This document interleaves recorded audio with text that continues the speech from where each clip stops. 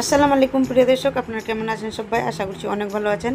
তো প্রিয় দর্শক, এই যে আপনারা দেখতে পাচ্ছেন ছোলার ডাল। তো আমি এখানে 500 গ্রাম ছোলার ডাল ভিজিয়ে রেখেছি, 5 ঘন্টা ভিজিয়ে রেখেছিলাম। তো এখন আমি সুন্দর করে ছান্নির মধ্যে সুন্দর করে এই তো পানি শুকানোর জন্য ছেঁকে নিলাম। আর এই তো আমি এখানে সুন্দর করে এখন শুকিয়ে নেব 10 মিনিট। তারপরে আপনাদেরকে দেখাচ্ছি আমি আজকে কি তৈরি করছি ছোলার ডাল দিয়ে। তো প্রিয় দর্শক, আজকের আমার ভিডিওটি যে যেখান থেকে দেখছেন আপনাদের জানাই অসংখ্য ধন্যবাদ। আমার ছোট্ট কিচেন ছোট্ট ফ্যামিলিতে আপনাদের অসংখ্য স্বাগত জানাই। তো প্রিয় দর্শক, এই তো আমি আবার কড়াইয়ে ঘি দিয়ে দিলাম।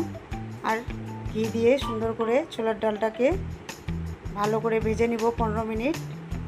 তো আমি আজকে দুর্দান্ত স্বাদের ঘরোয়া উপকরণে একদম ঝটপট তৈরি সুন্দর টেস্টি লাড্ডু বানাবো। তো আপনারা অবশ্যই একটি লাইক দিয়ে ভিডিওটা কন্টিনিউ করে দেখতে থাকুন। আর আজ আমার ছোট্ট ভিডিওটি কে কোথা থেকে দেখছেন, আপনাদের একটি লাইক, একটি সুন্দর কমেন্ট আমাকে উৎসাহ দেয় অনেক। আর আমার চ্যানেলটা সাবস্ক্রাইব করা না থাকলে অবশ্যই সাবস্ক্রাইব করে আমার পাশে থেকে যেতে পারেন। এতে করে আপনাদের কমেন্ট ধরে আমি আপনাদের চ্যানেলে গিয়ে পৌঁছে যাব। তো প্রিয় দর্শক, এই তো আমি 15 মিনিট ছোলার ডালটাকে সুন্দর করে ভেজে নিলাম। অবশ্যই ঘি দিয়ে ভাজতে হবে, তবে কিন্তু দুগুণ স্বাদটা বেড়ে যাবে। তো প্রিয় দর্শক, এই বাড়ির ছোট্ট থেকে বড় পর্যন্ত এই লাড্ডুগুলো পছন্দ করে। আর আমরা তো অনেক রকমের লাড্ডু খেয়ে থাকি মার্কেটে। তো এইভাবে একটু কষ্ট করে সুন্দর দুর্দান্ত লাড্ডু তৈরি করে নেওয়া যায়।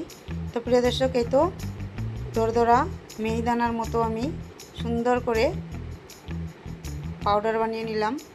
বেশি মিহি করতে হবে না, নইলে কিন্তু টেস্টটা ভালো আসবে না। তো প্রিয় দর্শক, আবারও আমি কড়াইয়ে ঘি দিলাম। আর ঘি দিয়ে এখন সুন্দর করে আবার ছোলার ডালের এই তো পাউডারটা দিয়ে দিলাম। আর আপনারা দেখতেই পাচ্ছেন কত সুন্দর মিহিদানার মতো আমি দরদরা পাউডার বানিয়ে নিয়েছি।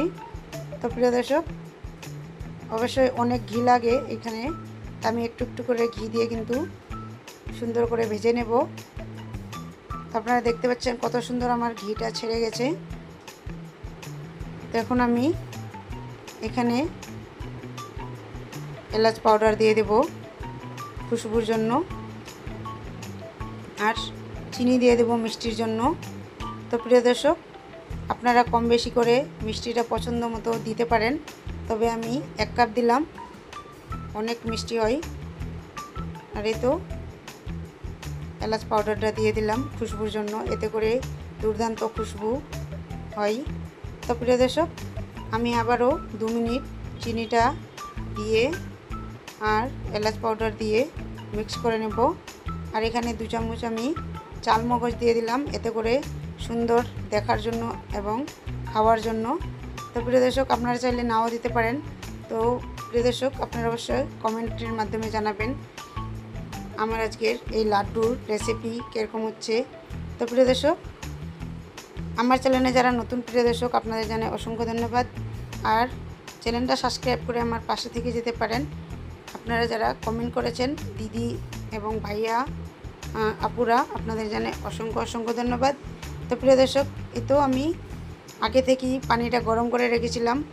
আপনারা চাইলে এখানে দুধ বা গুঁড়ো দুধ, লিকুইড দুধও দিতে পারেন, তবে আমি এখানে ঘরোয়া উপকরণে সুন্দর করে তৈরি করে নিলাম। সবার কাছে সবসময় দুধ এবং গুঁড়ো দুধ থাকে না। তো প্রিয় দর্শক, খেতে অসাধারণ টেস্ট হয়। এখানে আমি প্লেটে উঠিয়ে নিয়ে সুন্দর ঠান্ডা করে নিয়েছি।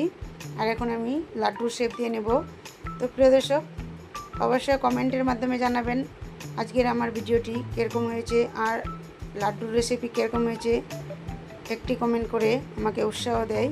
আপনাদের একটি কমেন্ট, একটি লাইক আমার কাছে অনেক মূল্যবান। তো প্রিয় দর্শক, আজকের মতো এই পর্যন্ত।